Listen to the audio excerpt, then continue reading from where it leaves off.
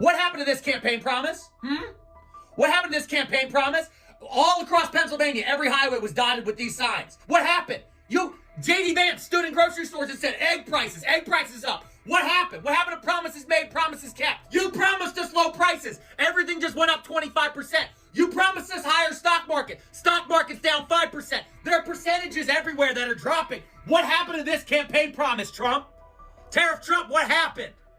We want to tell you thank you. We want to tell the Republican congressman thank you, but they're no longer doing town halls because they're saying that the constituents that are showing up are all paid protesters or secret Democrats.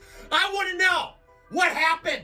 What happened to this campaign promise? Tariff Trump, please. I just want to say thank you for the campaign promises. For those of you going to the store to get your free Trump food, because, you know, he signed that executive order that all groceries are free, make sure you videotape the reaction of the person in the store when you tell them Trump said everything is free. Then stitch or duet with my video, 1 million laughs and 1 million views.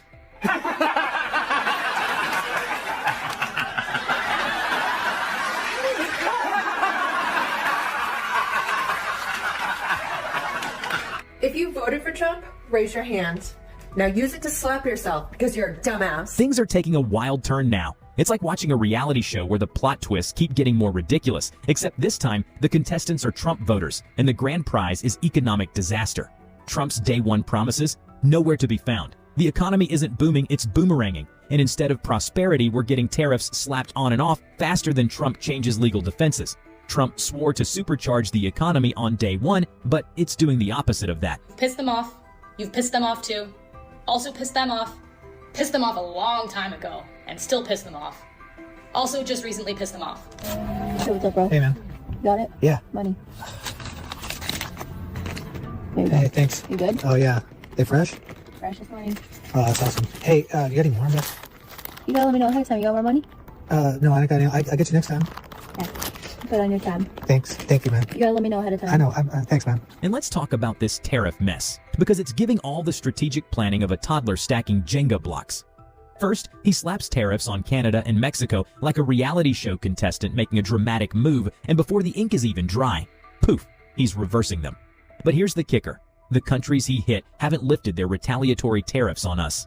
That means American businesses, farmers, and consumers are the ones getting hit the hardest. Now, as they watch their industries suffer, their grocery bills climb, and their once revered tough guy backpedal faster than an Olympic sprinter, you have to wonder, do they get it now? Trump gonna make America great again. Yup.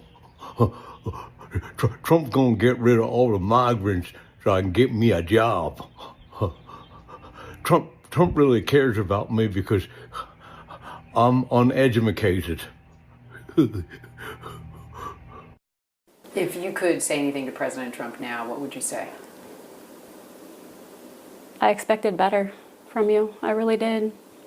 I expected that you would do what was right and cut waste and fraud and all of those things that you promised us before we elected you in office, but you're not doing that. You're creating a disaster, and I don't know what America's going to look like if this continues. This is my last political post, okay? I'm going to lay it to rest. Let me just tell you guys, I'm not crying happy tears.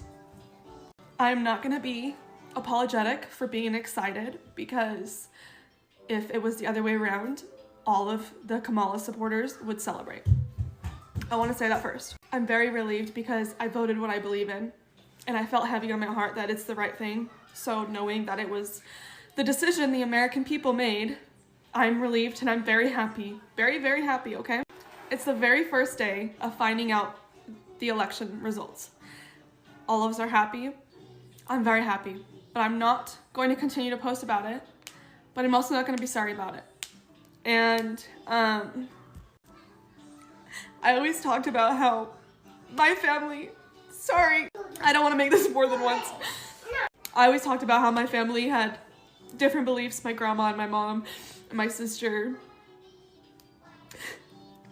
and how we always got along. And I wore my grandma's sweater to go vote, and I I'm so sorry. I'm trying not to cry, okay? But my heart's broken. Try not to cry. Yeah, try it. My grandma just sent me a very sad text. It broke my heart. And my mom has yet to text me back today. My point of making this video is to say that I am very happy, and I expressed how happy I was. And I'm not gonna be sorry for that. I'm completely heartbroken that my family is taking it how they are. I never did this to them when Biden won. Never. But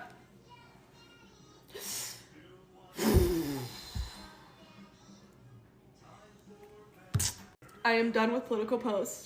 From here on out, it's back to normal. If you don't like me because of who I voted for and you have to unfollow, go ahead. My own family unsubscribed from my life, so you can too. I promise. It doesn't get worse than that. My name's Cletus, and I'm trying to find a wife. Oh God, I can't wait to see what this idiot has to say. My name's Cletus, and I'm trying to find a wife. I'm looking for a woman, a young woman, somewhere between the ages of 18 and 24. Now you boys and girls know that that's all them Trump alpha men we after. We after them 18 to 24 year olds. Yeah. I live in a rural town in southwestern Kentucky. Now I'm a little overweight, so you're gonna have to cook and clean for me, 'cause I can't do it myself. You will submit to me. I will be your only man. Oh, you must love Jesus. Must love Jesus. We're going to have 19 kids, and they're all going to be homeschooled. We're going to go to church all the time. MAGA men, until you change your behavior towards women, you are going to be lonely the rest of your lives. Hey there, MAGA regret. It is really, really happening. And I grew up in rural Iowa, just 1 hour away from Omaha, Nebraska. Both of my children live in Nebraska. Most of my family are in Nebraska right now. And so this is a really big deal for me. But you guys voted for this. And I don't want to go through the whole thing that everybody else is doing. What I want to talk about is decency. So when I grew up, and probably the same thing for boomers, if you broke something, you made up for it. So say you go borrow your neighbor's ladder and it breaks. You go buy them a new ladder, your wife bakes them a cake or a pie, and you express your sorry several times, and you feel bad. So now your vote, because you did not pay attention the last time or read Project 2025 or anything to point you in the right direction and show you what exactly was going to happen, this is the vote that you made. And so I see many of you coming on here crying fake little tears, but I have zero sympathy for you, because what are you actually doing now? Are you protesting in any way? What are you doing besides trying to get other people to feel bad for you? It's going to require action, and it's going to require you to really go out and mobilize and make a difference now, because you are the one who did the thing.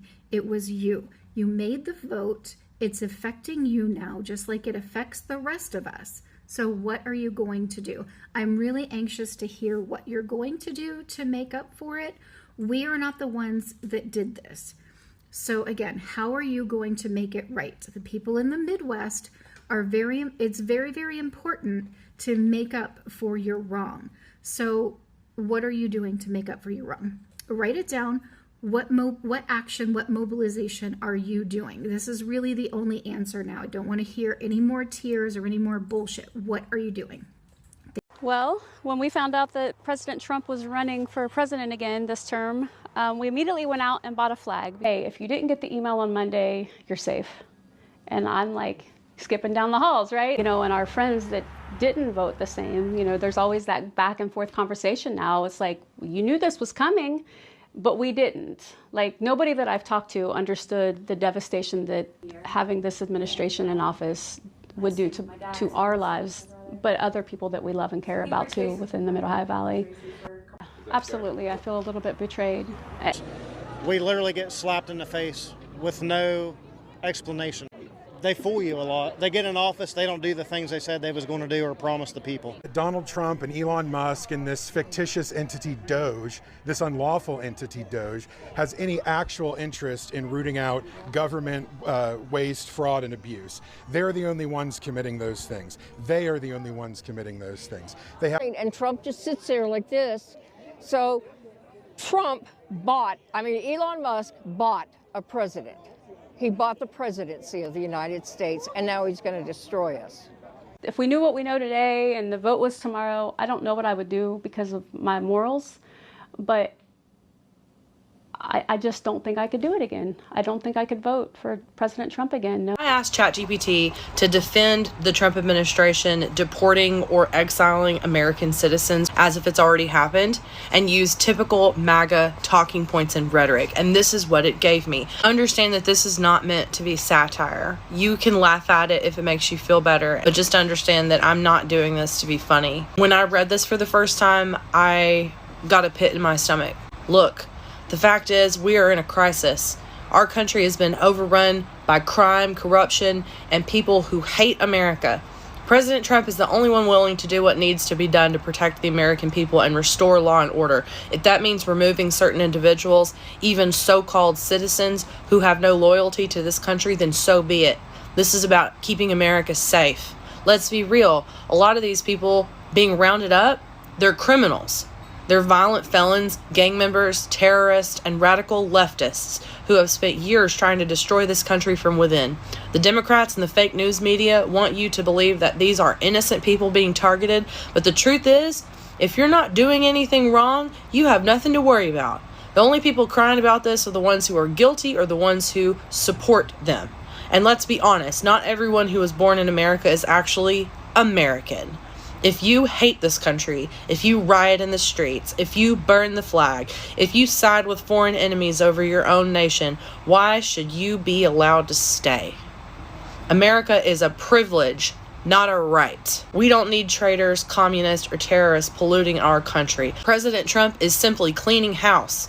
The radical left has spent years trying to destroy Trump, our police, our military, our economy, you name it. So excuse me if I don't shed a tear over a few so-called citizens getting deported. Maybe if they loved this country, they wouldn't be in this situation in the first place. And let's be honest, we'd all rather have a strong leader making tough decisions than live in the chaos the Democrats created. If we have to be a little tougher, a little stricter, then that's what it takes to save this country. President Trump is bringing back strength, discipline, and American greatness. And anyone who has a problem with that, well, they can leave. This argument follows the predictable MAGA playbook when justifying authoritarianism. Number one, frame it as necessary for law and order, claiming there is a crime crisis and only extreme measures can fix it. Number two, demonize the victims, insisting that most of those affected are criminals, traitors, or un-American. Number three, fear-mongering, making people believe they're in immediate danger and need a strong man to protect them. Number four,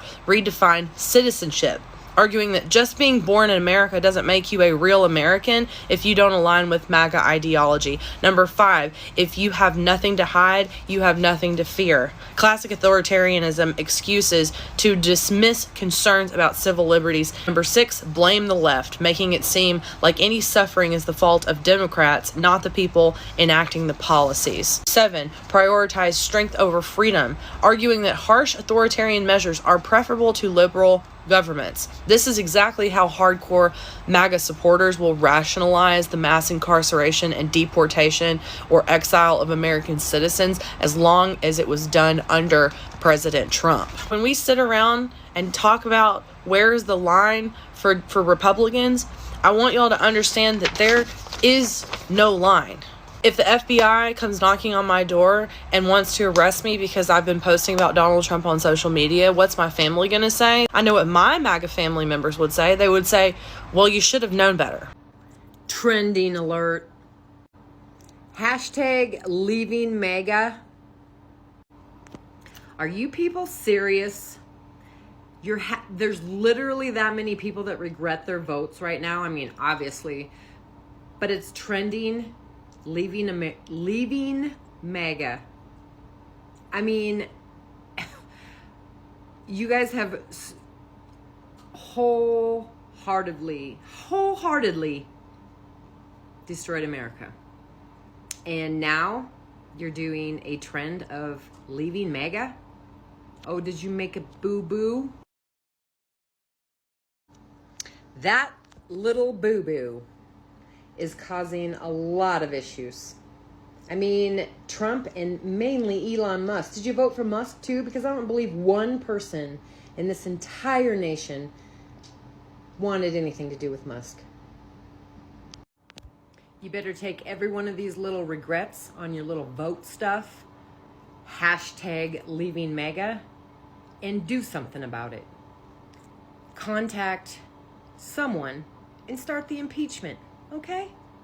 Are my MAGA family regretting their decisions? No, they're celebrating.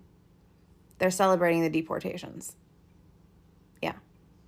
You ever order something online, like, say, a sleek, high-tech, life-changing gadget, and when it finally shows up, it's just a glorified flashlight with a sticker that says made for winners? Yeah, that's pretty much what's happening with a whole lot of MAGA voters right now. See, they were promised the deluxe, gold-plated, turbocharged version of America, Trump edition, the kind where they would finally be first in line, sipping freedom lattes while the rest of us watched in envy. Jobs, booming, borders, sealed, gas prices, basically free, and the country, so great. You'll get tired of winning. But here we are, not even 4 months into Trump's second administration, and let's be honest, it feels like we've been stuck in a glitchy simulation coded by a hungover reality TV producer. And guess what? The man is already talking about Trump 3.0, a third term, like it's a movie sequel nobody asked for, but somehow got greenlit anyway. People of South Korea just demonstrated what a joke the American people are. The president of South Korea declared martial law, military rule over the civilian population, absolute control. And what was the reaction? The South Korean people were having none of it. They took to the streets. The parliament of South Korea unanimously overturned his declaration of martial law. And now they've begun impeachment proceedings against the president. They're going to throw his ass out. Now, compare this with the American people and what they've done. We had a candidate who was running as an authoritarian, openly. He promised to be a dictator on day one. And what did the American people do? Did they reject that candidate? Oh no. They made him president. Now what would happen, do you think? Happy Valentine's Day from a pissed off veteran who did not fuck around, but is still having to find out. Today's a regular day for me. Took my kids to school. I'm at work, but I'm waiting to hear if my husband is losing his job or not. And to add on top of that, on Tuesday, he's supposed to go on parental leave. So you see all 4 car seats there? Yeah, we're getting a foster care placement. So we'll have 4 little kids in our home. And he's going to take a little bit of leave to make sure they integrate well into our home, set them up for success, and get them set up in school. But instead, today, we're waiting to find out if he's losing his job solely because he's a probationary federal employee who has been at his job for less than a year, despite having great performance reviews. What was he doing before that year working for the federal government? He was an officer of the United States Army for 8 years. Before that, he went to the United States Military Academy at West Point. So his whole adult life, he has served our country. Then he became a disabled veteran, and he continued to work for the government to continue to try and serve our country. But he's been in that role for less than a year. So we're waiting to see, will he have a job or not by the end of the day? And we're the lucky ones, because I have a great job. We have savings. We have other streams of income, including this, so thank you for watching. We'll be fine. He'll find another job. But that's the sad part. We're the lucky ones. And we didn't fuck around, but we're having to find out. I never thought in a million years that I would actually regret voting for Donald Trump. Listen to this, you guys. my job has been frozen. Okay, I was one of the top researchers in my department, and I never thought the day would come when an unelected person like Musk would start digging into where everyone's tax dollars are going. I thought my job was safe. Okay, now because of Donald Trump and Elon Musk, how are we ever going to find out if cats really hate dogs and dogs really hate cats? I mean, we were making groundbreaking work, okay? And we were on the cusp of discovering that felines and canines really do, at their core, hate each other. And now it's gone. It's all gone. I cannot believe I voted for this. Well, it finally happened, and it's happening fast. I'm getting a lot of messages from people who say, I'm a Republican, I'm a Trump supporter, but I want labor rights. And they're asking me for help with the problem they're having now that Trump is really attacking the federal workforce, and they're scared. The hypocrisy. How dare you come to me for help when you have spent the past 12 years of Trump's career violently and viciously attacking anyone who doesn't look like you, violently and viciously attacking labor rights when every expert in the world warned you. And you mocked us. You still mock us when we tell you that what's happening is dangerous. But now that it's finally affected you, as we warned you it would, now you think you deserve special treatment? It's kind of like that guy who posted about not paying taxes and how proud he was not to pay taxes. And then the fires happened, and he was desperately calling for private firefighters to save his house, but no one else's. I'm angry at you. I'll probably still help you because I believe in this, but I'm angry at you. And now, back to this bitch that had a lot to say about me the other day in the press. It seems like now that the red states, as we predicted and knew was going to happen, seem to be suffering the most at the moment from Daddy Dumpy Pence's policies. Nebraska, Tennessee, Oklahoma, Ohio, Utah, and others. The list goes on. They seem to be screaming the loudest. And as I said in the previous video, I can have compassion for you, but you guys are going to have to go through it because this is what you asked for. So, go through it. So red states are having a fuck around and find out moment, y'all. Let's be clear. I'm not a federal worker, and I do live in a red state, okay? Y'all remember when the judge said that Trump had to reinstate the federal workers, right? Because they were fired illegally? Right. Boom. Now y'all know about the blue states that went to bat and actually fought it? Right. Boom. How about the judge is saying that instead of everybody going back to work, instead of all of the federal workers, I'm thinking about, maybe we should only require you to reinstate the workers whose government fought for them. So who actually participated in the lawsuit. You know what that means? All blue states. So you know what that means? If that goes forward and they do narrow the decision, that means that federal workers in only the blue states in the District of Columbia will be reinstated per the lawsuit because their government fought for them. So if you are a federal worker in a red state and your politicians did not fight for you, they may say, nah, fam, you don't qualify. Ain't that some shit? Now, let's just pause right there. Because for anyone who remembers, back in the day, way back in 2016, Trump ran as the outsider, the renegade businessman who would drain the swamp, fire the deep state, and personally rebuild the country with his bare, very large, very powerful hands. That was the pitch, and a whole bunch of folks bought in. Hook, line, red hat. But here's the kicker.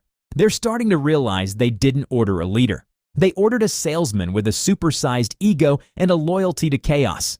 And listen, Trump is a phenomenal salesman. He could probably sell a bald eagle a hairbrush. The man doesn't pitch policies. He pitches fantasies. He knows how to tap into people's fears, frustrations, and Facebook feeds. He gave people something to believe in, a version of America that felt familiar, nostalgic, and just angry enough to feel powerful. But now, that fantasy is crashing headfirst into reality. The economy's stumbling, international allies are side-eyeing us harder than ever, and domestic unrest is boiling over like a pot of instant regret. And yet he's out here floating the idea of sticking around for a third term like he's George Washington in reverse. At this point, even some of his most loyal supporters are looking around and going, wait, this isn't the deal we signed up for. Because now it's not about promises anymore. It's about power. It's about control. And it's about one man's inability to let go of the spotlight. The Constitution? That's just a suggestion. Term limits? Optional. Democracy? TBD. And the irony? The very people who were promised they'd be first in line are starting to realize they're the ones who've been played the hardest. You know, it's like they thought they were VIP guests at the Trump Hotel. Turns out they're room service. But here's where it gets real. Because this isn't just about Trump. This is about us. All of us. What kind of country do we want to live in? What kind of leaders do we want shaping our future and rewriting the rules while they're at it? Because if Trump 2.0 has already flipped the table, what will Trump 3.0 look like? Will we even recognize the country by then? Or is this just the beginning of a long, slow unraveling, one wrapped in red caps and executive orders? Something to think about.